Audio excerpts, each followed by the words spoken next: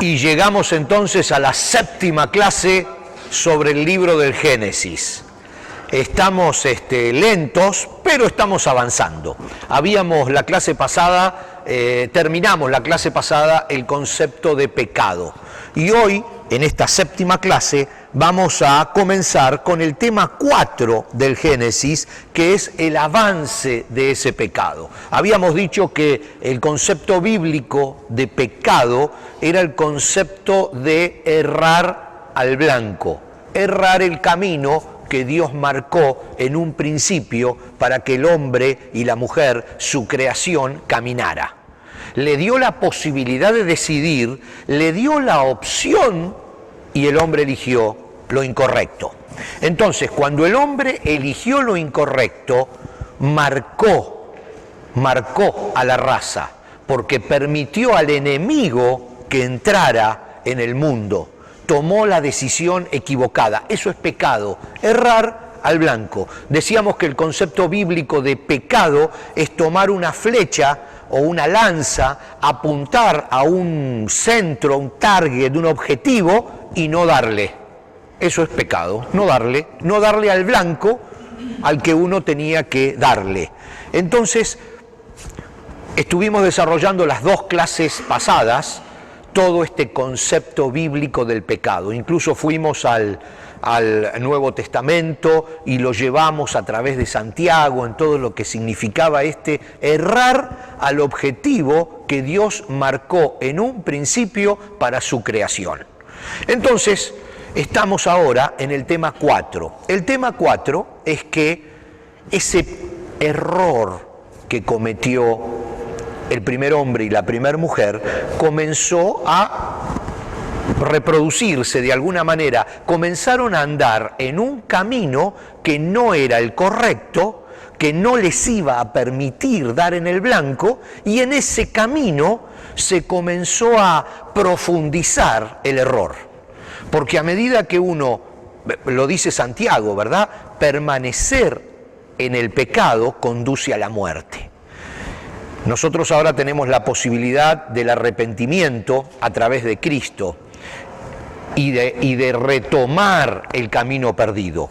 Pero aquí vemos cómo el pecado, para un hombre, para una mujer que no se arrepintieron, que no volvieron sobre su camino, comenzó a profundizarse.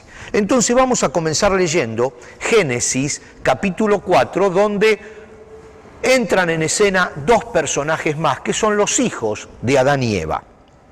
Y vamos a leer algunos, no todos los versículos de este capítulo 4, para ver cómo la cosa comenzó a profundizarse y el error comenzó a hacerse más y más grande y el pecado comenzó a hacerse más profundo y se siguieron alejando de ese objetivo, de ese blanco que Dios le había fijado. Vamos a leer entonces, y lo tienen en pantalla, y dice Génesis 4, ahora bien, Adán tuvo relaciones sexuales con su esposa Eva y ella quedó embarazada. Cuando dio a luz a Caín, dijo, con la ayuda del Señor he tenido un varón. Y le puso, tiempo después, dio a luz al hermano de Caín y le puso por nombre Abel.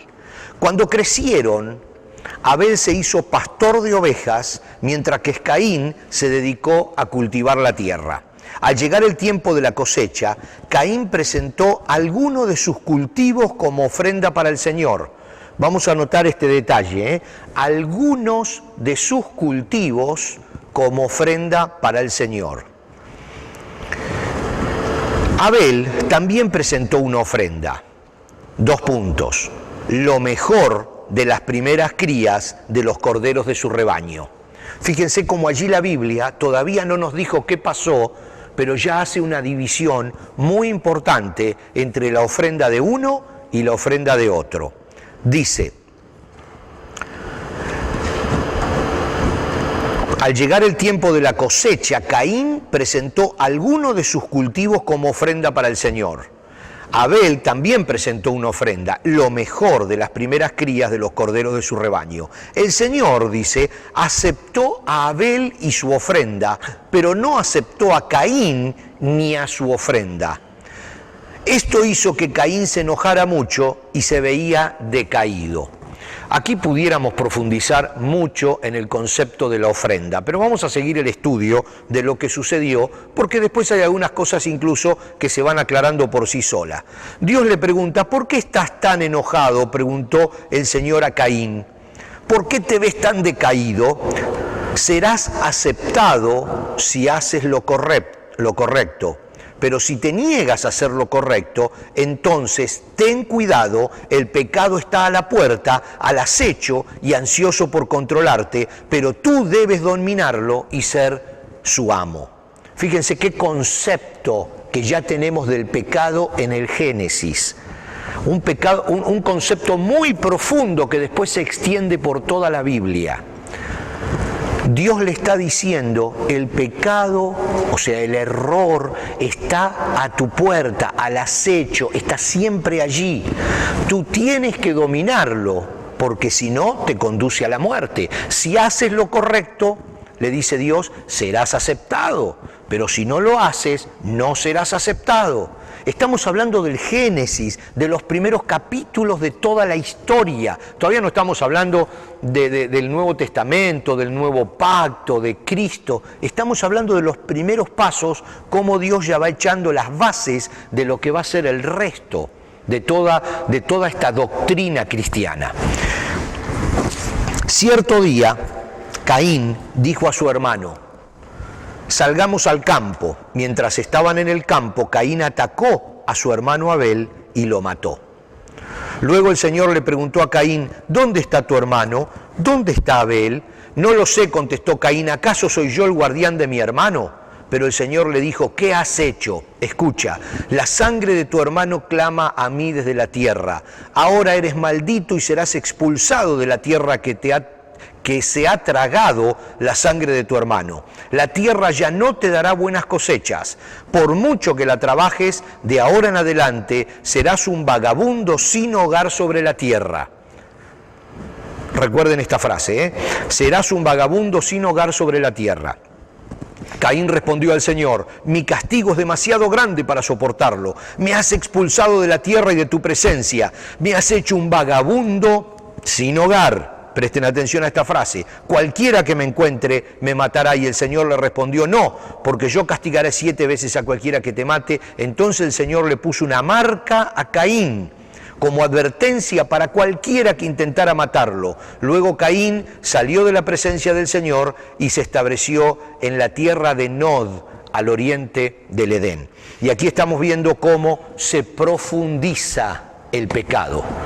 En lugar de hacer lo bueno para ser aceptado ante Dios, Caín profundiza su pecado y asesina a su hermano por envidia, por celo, porque Abel había ofrendado de lo mejor que tenía, lo había hecho con una muy buena actitud y había sido aceptado por Dios. Los celos del otro hermano provocan el primer asesinato de toda la Biblia. Caín, entonces lo tenemos aquí en este pequeño cuadrito, es el mayor, es el primer hermano, el primero que nace, el primogénito. Es un agricultor, cosecha la tierra. Su ofrenda no fue aceptada. Ya vimos recién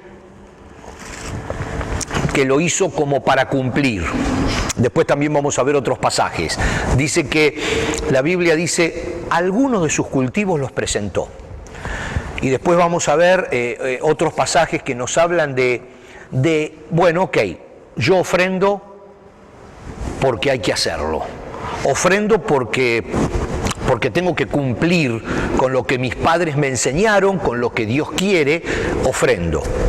Es una disposición del corazón la ofrenda, es un reconocimiento a la superioridad.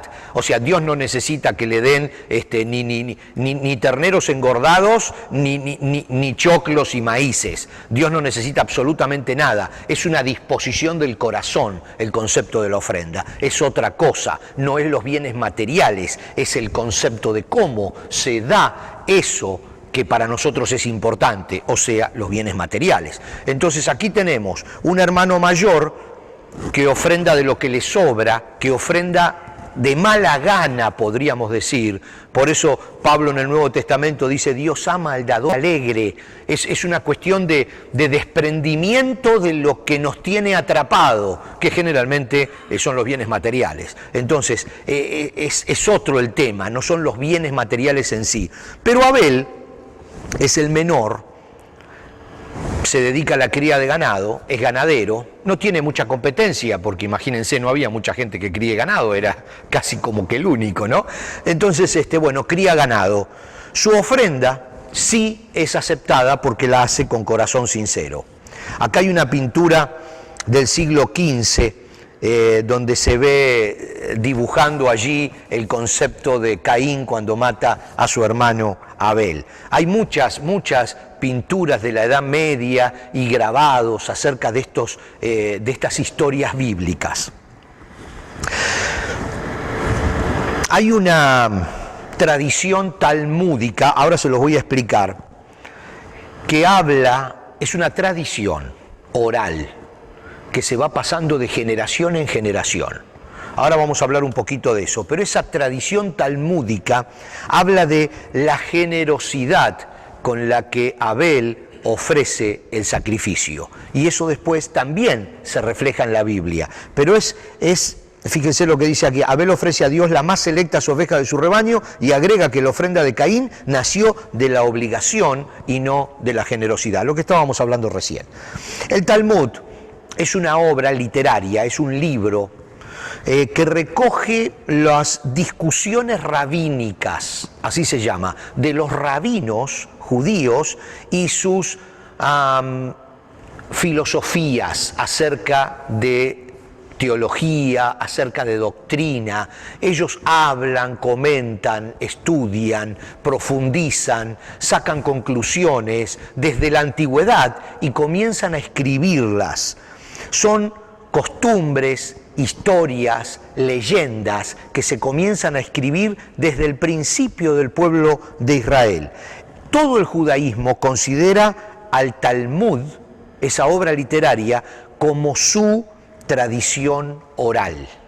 Entonces, es muy importante porque hay muchos libros de la Biblia que no registran la tradición oral, porque la Biblia tiene otro objetivo. La Biblia tiene el objetivo de acercarnos a Dios, no de contarnos la historia. Nos cuenta historia, pero cuando ponemos al lado tradiciones, historiadores, dándole la autoridad que cada cosa se merece. La Biblia es la palabra de Dios, lo demás son historias y leyendas, pero muchas veces nos sirve para comprender lo que dice la Biblia. La ley judía, por supuesto, subordina la autoridad del Talmud a la Torá.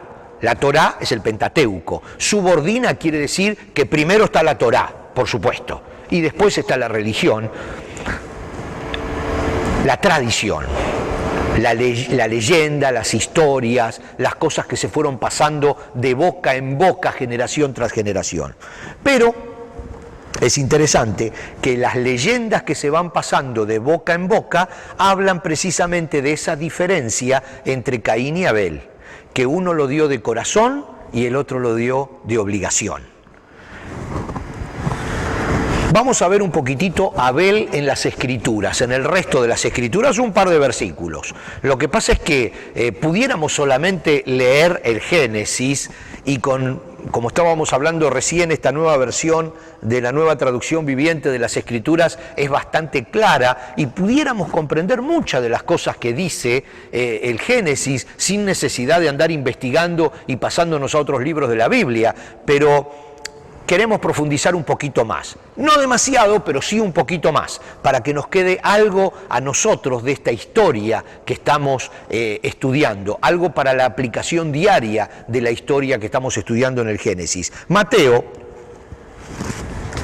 capítulo 23, 35 al 36, hablando de Abel, dice, como consecuencia, se les hará responsables del asesinato de toda la gente justa de todos los tiempos, desde el asesinato del justo Abel, hasta el de Zacarías, hijo de Berequías, a quien mataron en el templo, entre el santuario y el altar. Les digo la verdad, ese juicio caerá sobre esta misma generación. Hay que tener en cuenta aquí estas palabritas que dice Jesús, del justo Abel. Aquí estamos hablando de que desde los comienzos, aunque el Génesis no lo llama así, hasta Jesús lo llama el justo Abel. Hebreos 12:24 dice: ustedes han llegado a Jesús, el mediador del nuevo pacto entre Dios y la gente, y también a la sangre rociada que habla del perdón, la sangre de Jesús que habla de perdón, en lugar de clamar por venganza como la sangre de Abel. Y luego Hebreos 11:4 dice: Abel se encuentra entre los pocos héroes de la fe de Hebreos 11. Miren qué interesante, Abel.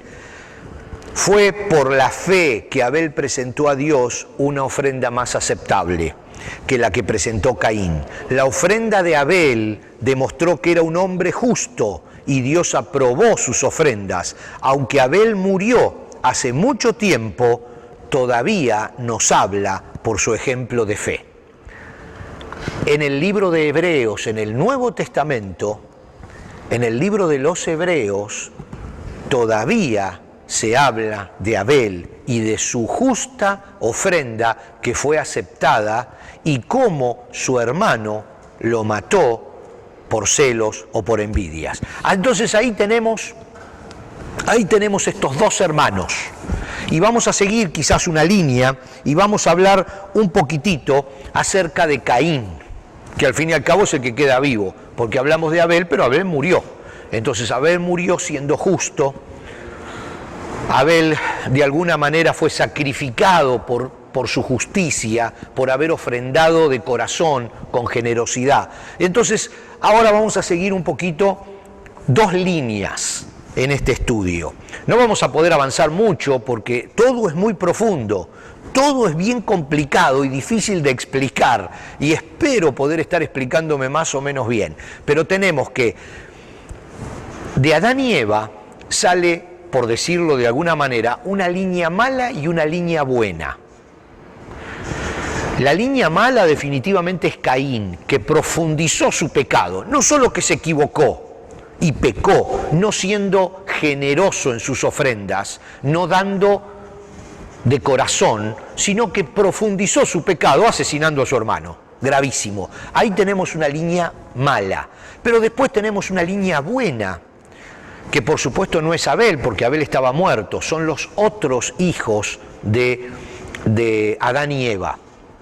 Y de allí surge toda una línea que nos lleva a Abraham y al pueblo elegido. Por supuesto pasando por Noé, porque en Noé se termina todo y empieza de nuevo. Entonces Noé viene de la línea de Adán y Eva buena.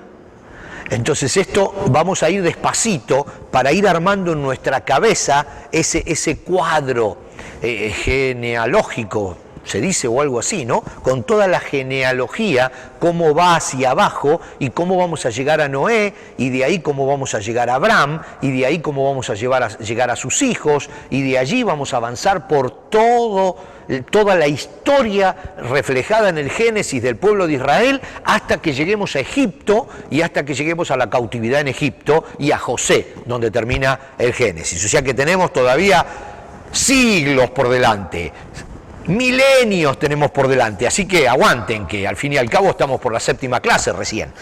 Entonces Génesis 4, 10 al 16 dice: pero el Señor le dijo: ¿qué has hecho? Escucha, la sangre de tu hermano clama a mí desde la tierra, ahora eres maldito. Y serás expulsado de la tierra que se ha tragado la sangre de tu hermano. La tierra ya no te dará buenas cosechas, lo leímos recién. Por mucho que la trabajes, de ahora en adelante serás un vagabundo sin hogar sobre la tierra. Caín respondió: mi castigo es demasiado grande para soportarlo, me has expulsado de la tierra y de tu presencia, me has hecho un vagabundo sin hogar. Cualquiera que me encuentre me matará. Y el Señor respondió: no, porque yo castigaré 7 veces a cualquiera que te mate. Entonces el Señor le puso una marca a Caín como advertencia para cualquiera que intentara matarlo. Luego Caín salió de la presencia del Señor y se estableció en la tierra de Nod, al oriente del Edén. Y ahora vamos a ver que Nod significa errante. La tierra ya no te dará buenas cosechas por mucho que la trabajes. De ahora en adelante serás un vagabundo sin hogar sobre la tierra. Es muy probable que ese concepto de la tierra de Nod sea los pueblos nómades que existen hasta este momento, que por lo general viven en zonas desérticas donde la tierra, por más que la cultivan, jamás le da nada, y ellos viven vagabundos. Es el concepto de los pueblos árabes, incluso del pueblo de Israel, de los gitanos. Es ese concepto de pueblos que hasta el día de hoy son errantes en el mundo, vagabundos, y que no pueden cosechar la tierra porque casi todos los lugares donde viven son desérticos. Entonces ahí ya tenemos algo de la tierra de Nod, ¿no? Algo como para en nuestra mente orientarnos cómo Dios va acomodando las cosas en este mundo. La maldición de Caín ha pasado por distintos estratos, pero uno de los peores por lo que ha pasado, porque esto de la maldición de Caín, ahora nosotros casi no lo escuchamos y por ahí lo tenemos que buscar en internet para saber de qué se trata o leer algún libro, pero en la antigüedad, hace 200 años, era algo, digamos, muy importante, porque se llegó a utilizar, especialmente en los Estados Unidos, como justificación para la discriminación racial en las iglesias. Y déjenme decirle que esto llegó hace 30, 40, 50 años atrás, todavía existía este concepto en algunas iglesias blancas, tradicionalistas, protestantes de los Estados Unidos y de otros muchos países. En el siglo XVIII en América y Europa se comenzó a hablar de la marca de Caín, lo tenemos aquí. Era la piel negra y que los descendientes de Caín eran negros y seguían bajo maldición. Por eso, de esa manera, se metió en la cabeza de la gente que Caín, la marca que Dios le puso, era la piel negra. Y entonces estaban malditos. Y aceptando la teoría de que Dios había maldecido a las personas negras, han utilizado la maldición de Caín como una justificación bíblica para el racismo. Parece medio tonto, pero fue así durante muchos años. Fíjense, estas interpretaciones raciales y étnicas de la maldición y la marca han sido progresivamente abandonadas, incluso por los teólogos más conservadores de mediados del siglo XX. Recién mediados del siglo XX. 1950 más o menos comenzaron a abandonar algunos teólogos esta postura. La maldición de Caín ha sido utilizada como explicación para las tonalidades de piel oscura de los pueblos de diversas zonas de África y como justificación del racismo y la esclavitud, así como de la prohibición del matrimonio interracial. O sea, la Iglesia aceptaba la esclavitud porque consideraba en aquella época que la raza negra llevaba la maldición de Caín. Fíjense, Una de las primeras referencias a la marca de Caín en el contexto de las modernas teorías raciales se encuentra en un poema de Phillips Whitley, una esclava negra que escribió en 1773: «Recordad, cristianos, los negros son negros como Caín». Una afroamericana, esclava, no, afroamericana no, africana, esclava en los Estados Unidos, una de las primeras negras, si no fue la primera en Estados Unidos, que es considerada una escritora, escribe: «Recordad, cristianos, los negros son negros como Caín». Entonces recién a mediados del siglo XX fueron desapareciendo estos conceptos raciales que se asociaron con esa maldición a Caín. Parece, quizás hoy pasaron muy poquitos años y ya nos parece una locura que cristianos hayan utilizado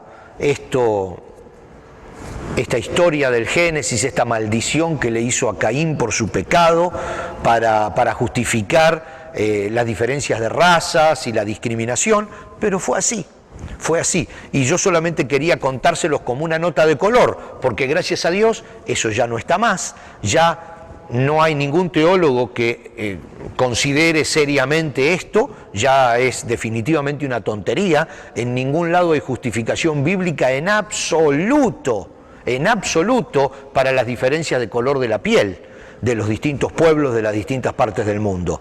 Y la maldición de Caín es muy probablemente que haya pasado al concepto pura y exclusivamente de pueblos errantes, pueblos que no tienen un lugar fijo, pueblos que van vagando de lugar en lugar, como en la antigüedad, hoy ya no tanto, pero podríamos, como les dije, podemos hablar de los gitanos, que ya se han acostumbrado a vivir de esa manera, vagando, errantes, o a los árabes, o al mismo pueblo hebreo, que recién hace unos pocos años logró consolidarse en la tierra de Israel, y que sin embargo vagan por todo el resto del mundo. Hay judíos en todos los países de toda la tierra.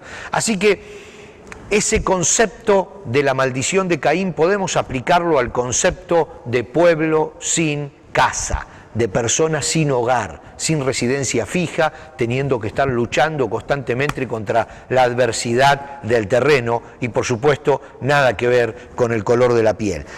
Pasamos rápidamente a los temas del tema 5 del Génesis, porque de Caín tenemos algunos descendientes. Todavía estamos con lo que se considera la línea mala, la línea que permaneció en el pecado y que profundizó en el pecado. Y después vamos a ir con la otra línea, de donde vamos a encontrar a Noé como descendiente de Adán y Eva, y por supuesto después de Noé todos los demás hasta llegar a Abraham, que es donde entramos en tema. Génesis 4, 16 al 22 dice: luego Caín salió de la presencia del Señor y se estableció en la tierra de Nod. ¿Dónde se estableció? En ningún lado. Porque la tierra de Nod es el concepto de errante. O sea, salió de la presencia de Dios y se fue simplemente como errante por la tierra. Dice: Caín tuvo relaciones con su esposa y ella quedó embarazada y dio a luz a Enoc. Luego Caín fundó una ciudad que llevaba el nombre de su hijo Enoc.